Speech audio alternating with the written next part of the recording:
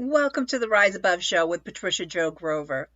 I want to take you for just a second to our sponsor is 133 Approved Funding. I want to thank them because they say yes when the bank says no. They've been able to help businesses keep their doors open, keep people employed, but for the people who had lost those things, they are able to help people start new businesses. And as well, people like for myself and for my guests coming on, Jessica, they are able to finance the services that we provide for people. It's kind of like getting a student loan. So if you want more information about 133 Approved Funding, reach out to me. But here now with us today, I have Jessica Koch, and let me tell you a little bit about her. So she's an amazing woman. She is an Italian mother of 7 kids. She was born in this in she's been in the sales and marketing industry and speaking nationally for more than 25 years. She's also spoke internationally for about 3 years. She has clients in 8 countries, including government, Fortune 1000, and celebrities. She's an expert in sales and marketing consulting, LinkedIn, and social media training, as well as virtual assistants. Wow. So much that our viewers and listeners may be able to get from you, Jessica. So happy to have you with us.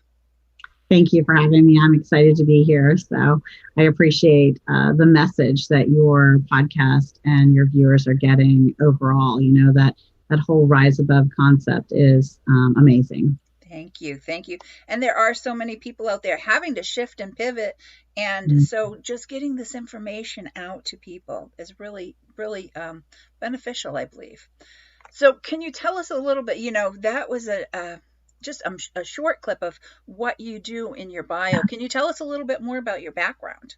Yeah. So more of my history is I started really young in sales. I learned about sales even in high school on work release at a resort conference center I was a part of when the systems from a hotel big chain that had corporate events and weddings and things shifted from the cardboard bucket with the paper flaps to an online database system, and things were getting, software and technology was booming. And so I got to learn and experience all of that.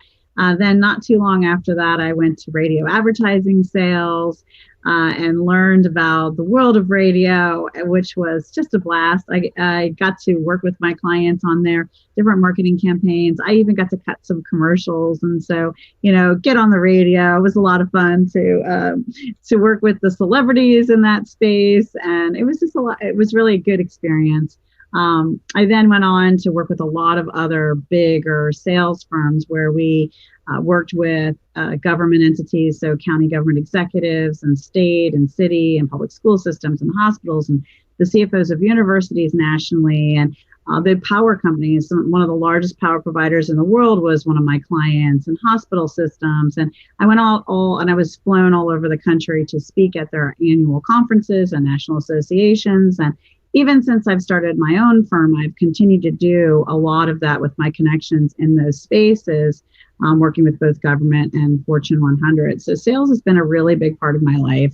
I never, however, believed that I wanted to run a company of my own. I love the sales process and growing the business. And I worked with one particular firm for almost 17 years. And then the time was right for the buyers, the owners of the firm, to kind of buy each other out. And there wasn't a space for me really left in the equation that was logical. So it was time to move on. And I'm really kind of a stick with it girl with one company for a long time. So it was new for me to get back out in the market. But I quickly found I was able to help manage a sales team nationally. And I was hired very quickly as a sales manager, but I went through 3 different companies in a very short period of time, and a very spiritual and prayerful person. So that was hard for me because,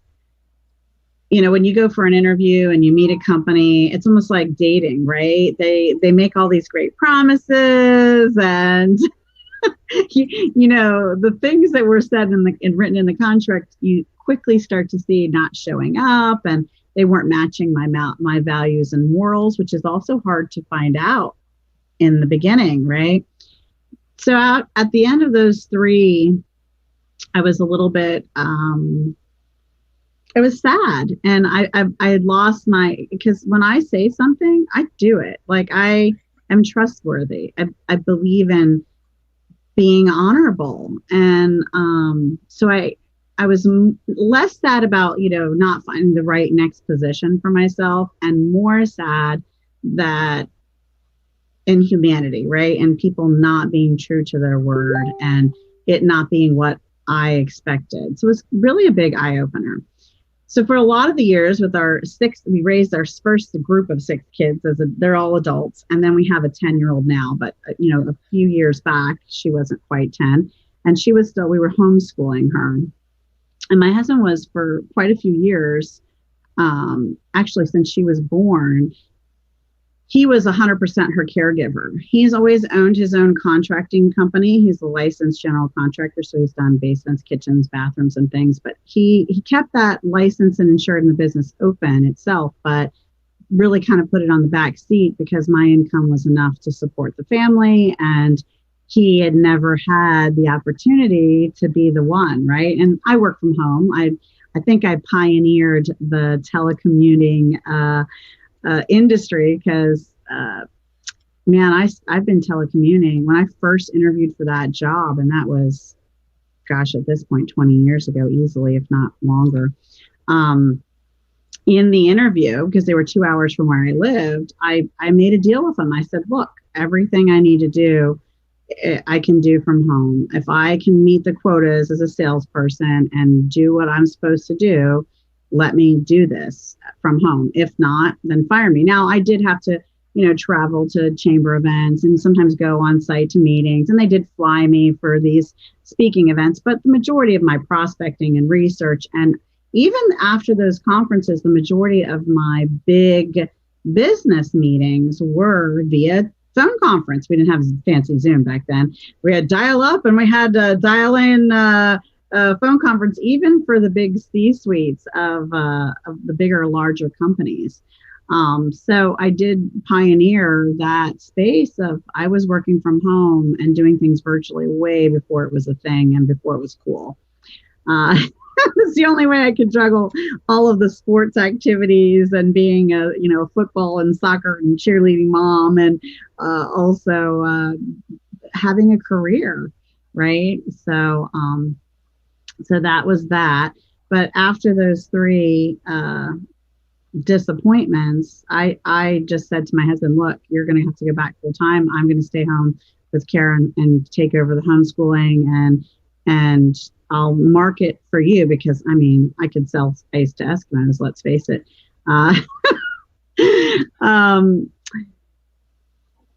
But I said to him that I was just going to market his business and promote him. And I was going to, other than that, I was going to stay home and care for Kara. I was done. I was never going to work again. I was never going to sell anything again. I was done. And so, you're silent. So I'm not sure. All your comments are smiles. We're not hearing, but just so you know. And anyway, so I did. I marketed him, and within a couple of weeks, he had more business than he could handle and a waiting list. And I sat on the beach with my daughter. I got involved in the homeschool co-op, and I had no interest in ever working again. And then I got a call from the local chamber, because I've always been involved in organizations and chambers and things. And in our regions, just sounds like I'm bragging, but these are the facts. I had worked with every major employer. So the power facility, and I spoke at their national conference many times, and the hospitals, and they're same with them, and the county governments and the public school systems and university. Anybody who was anybody in our had known and worked with me and knew about me. And they had asked me to teach a LinkedIn class for them at one of our local mega churches, where they have the big auditorium, sort of like a college classroom setting with the riser seats and everything. It was a big facility. And after asking me numerous times and me saying politely no, because right now I'm not a part of the chamber, I don't work for anyone, I don't want to work for anyone, I don't have a business, I don't want a business. I love you guys, I think you're great, but I really don't want to do this. And I just kept getting callbacks. Finally, I said, okay, look, people matter most. I will come and teach the class, but I am not joining the chamber. I don't work for anyone. I don't want to work for anyone. I don't have a business. I don't want a business. I'm going to come, I'm going to teach, and I'm going to leave. This is the deal. Well, of course, that's not what happened.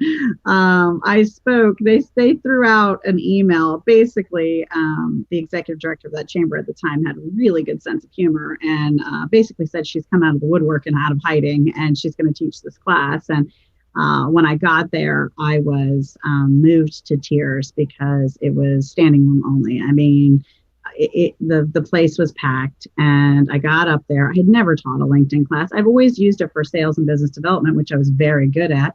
But in my world, I thought, well, doesn't everybody know this already? As I start to get into my system and what I do and how I do things, man, all you could hear was the scratching of pens and pencils and the note taking, and the energy in the room was unbelievable. And for me, it was amazing to feel, to receive back the energy I was putting out from an audience. And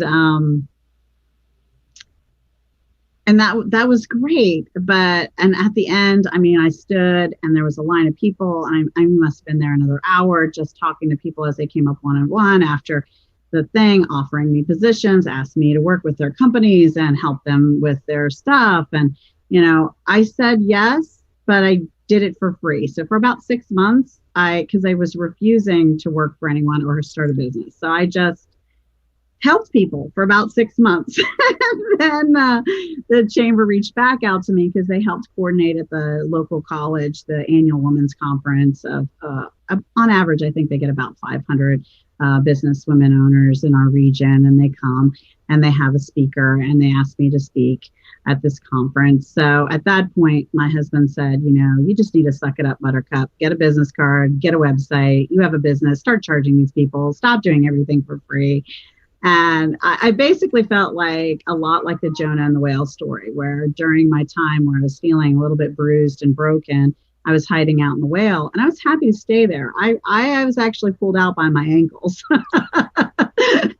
But I can't tell you how joyful I am, with my business now. I mean, over the last few years, it has grown and we have opened new divisions. So I do the sales and marketing consulting still.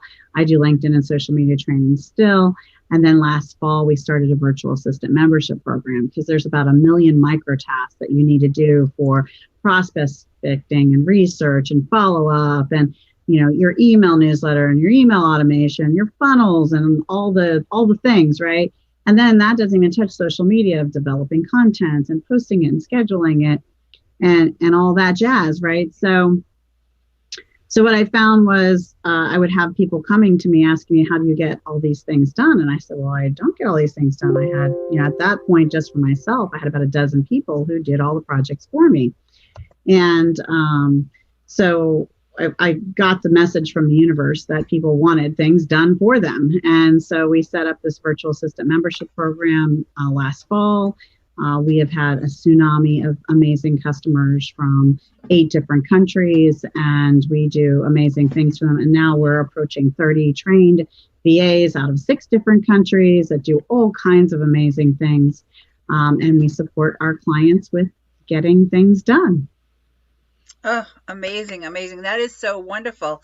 And I want our viewers and listeners to realize, that Jessica's talking about, and she can help businesses, whether they're solopreneurs, entrepreneurs, all the way up through to corporations, Yeah. and don't be intimidated by, she has such a tremendous background in history, but don't let that overwhelm you because she has all the pieces to help you through along.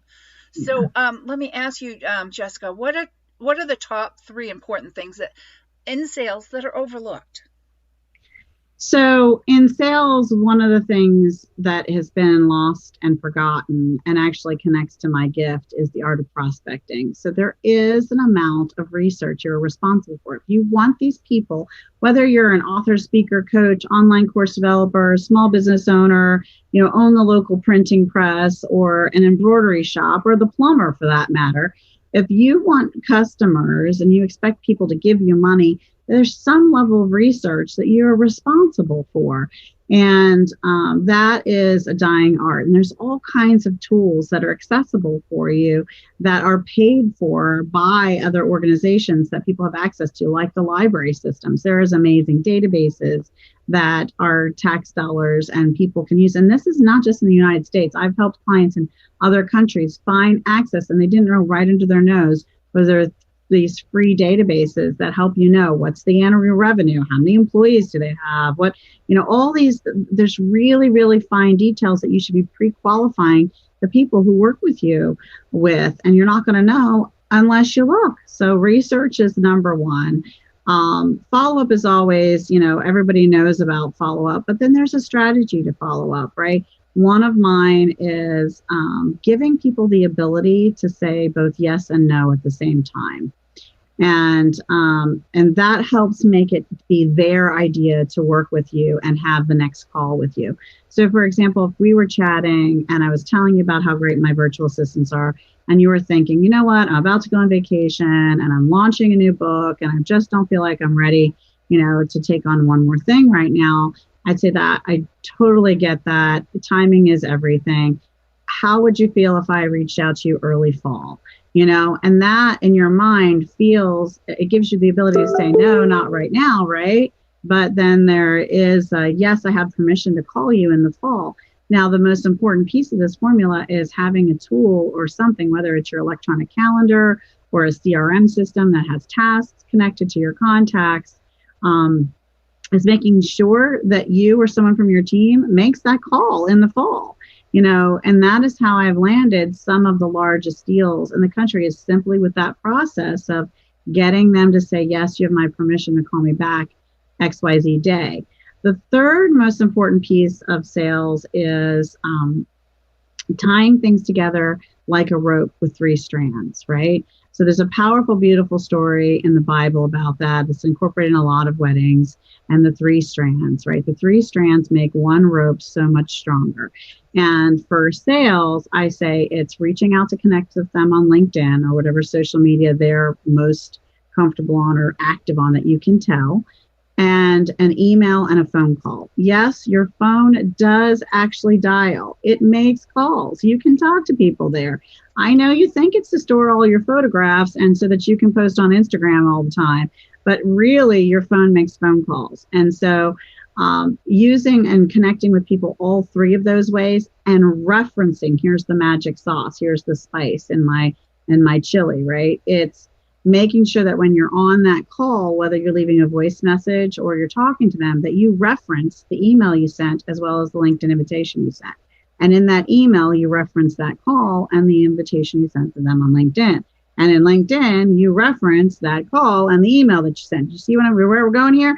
Because what happens is something psychological happens and you suddenly move to the top of the pile in urgency to be handled. There's some really powerful things in what I'm telling you here that are much deeper, and we don't have nearly the time to spend on them, that you want to take some stock and write that down. Just saying. Fantastic. Great tips, and really driving that point home is very important. So Jessica, what direction and growth has your company had in the last few years? Yeah, so we really grew from me just doing the LinkedIn training and classes and sales consulting for clients to adding this other division, right? Adding this whole other piece. And that was huge for me because I do some, I'm certified in 6 emotional intelligences and some other artificial intelligence and, licensed with softwares and things like that. And I'm working with about 40 of Microsoft's executive teams for that from a training standpoint.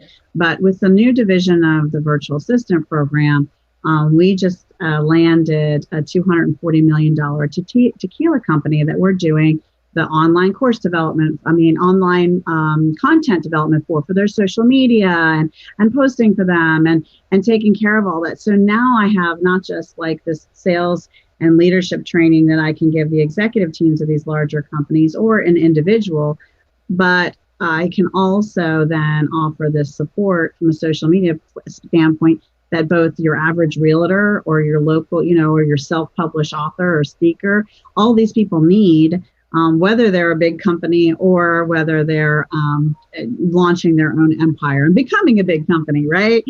Starting as the solopreneur and taking it higher. So Awesome. So cool. And so one more question before we wrap things up. But Jessica, what is your favorite quote?